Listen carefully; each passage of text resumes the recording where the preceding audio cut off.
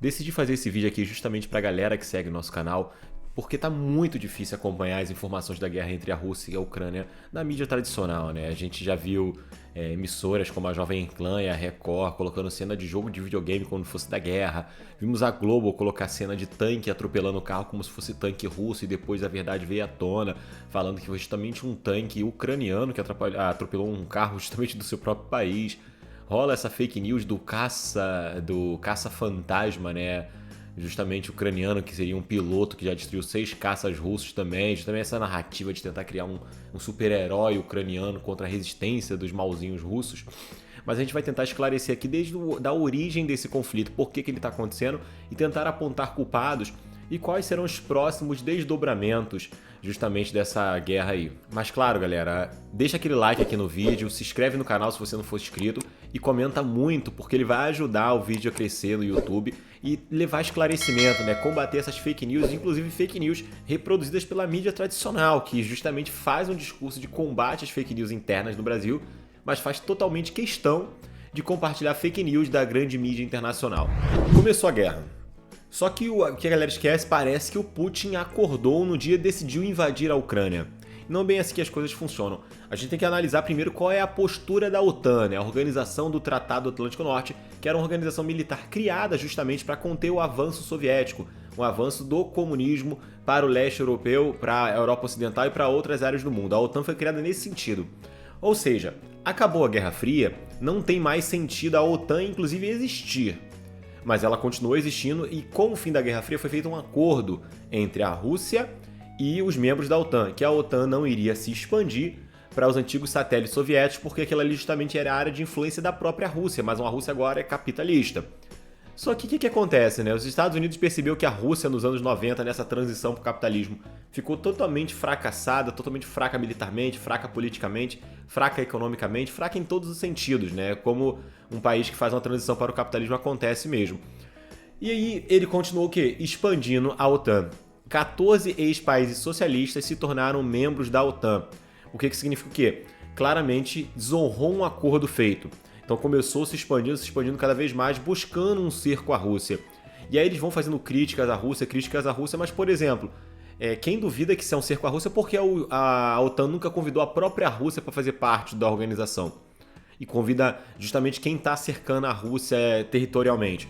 Então isso é uma coisa a se colocar. Outra coisa a se colocar é justamente a Ucrânia, a partir de 2014, depois da derrubada ilegítima com o apoio dos Estados Unidos de um presidente que foi eleito, ela começa o quê? A romper o Tratado de Minsk, que era um tratado que, após o fim da fragmentação da União Soviética, dava uma autonomia relativa aos antigos satélites soviéticos.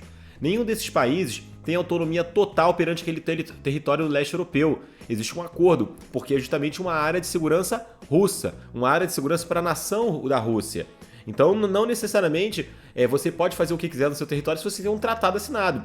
E a partir de 2014, esse tratado é rompido. E aí começa a se gerar muitos problemas. Outra que começou a ficar de graça aí foi justamente a Finlândia, mas não pode esquecer que a Finlândia também tem um tratado assinado com a Rússia, porque a Finlândia lutou ao lado dos nazistas na Segunda Guerra Mundial e foi derrotada pela Rússia. E aí o derrotado assina um tratado com várias exigências de quem o derrotou. A Finlândia é outra que tem que se preparar e também se ficar de gracinha. Agora, você tem a região da Crimeia, que a população, em sua maioria de etnia russa, votou a favor de se anexar à Rússia, 93% da população da região. Então isso fala de soberania dos povos. Você vai em Donetsk, em Donbás, você tem minorias e muitas próximas de etnia russa, muito mais afinidade com a etnia russa, sendo bombardeadas constantemente. Aquela guerra interna na Ucrânia já acontece há muito tempo. E aí, claro, se você é de esquerda, você tem que saber se posicionar, pelo amor de Deus. Ninguém tá falando que o Putin é santo, ninguém tá falando que o Putin é um cara de esquerda. Mas quando você faz uma análise da política internacional, você tem que se posicionar. A Ucrânia é um país coalhado de nazistas, inclusive os negros não estão nem conseguindo sair do país porque a preferência é para os brancos saírem. Se você é de esquerda, você tem que olhar isso. Eu não tô falando pra você fechar os olhos porque acontece internamente na Rússia, mas você tem que olhar o que está acontecendo nesse momento, nesse conflito. Segundo, você tem tropas nazistas, o Esquadrão Azov é o maior de todos. Tropas nazistas que vêm atacando minorias em Donbás e Donetsk há muito tempo. E justamente as tropas separatistas de resistência de Donbás, por exemplo, são tropas de esquerda. Usam Che Guevara como logo, usam vários logos de esquerda como símbolo seu. Então você tem que saber se posicionar nisso também. Agora, nenhuma guerra é boa, claro, a Rússia invadiu, mas qualquer presidente da Rússia, até se fosse o Gandhi lá, teria invadido. Então, não tem essa.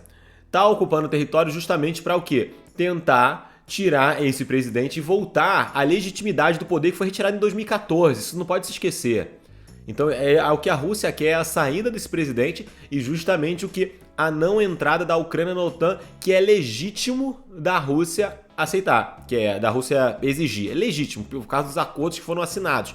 Então, quando você rompe um acordo, você sofre as consequências dele. Agora, numa guerra a gente não pode falar que tem alguém certo, mas com certeza tem alguém muito errado. Alguém que foi o gatilho inicial para esse problema, que é justamente a OTAN e os Estados Unidos e seus aliados, ou seja, todos os membros ali da União Europeia e o seu pai mandante, que é justamente os Estados Unidos. Então, quando você for debater na internet sobre esses assuntos, aponte o primeiro culpado, que gerou diversos outros culpados subsequentes. E esse culpado é os Estados Unidos, juntamente com seu abraço militar à OTAN.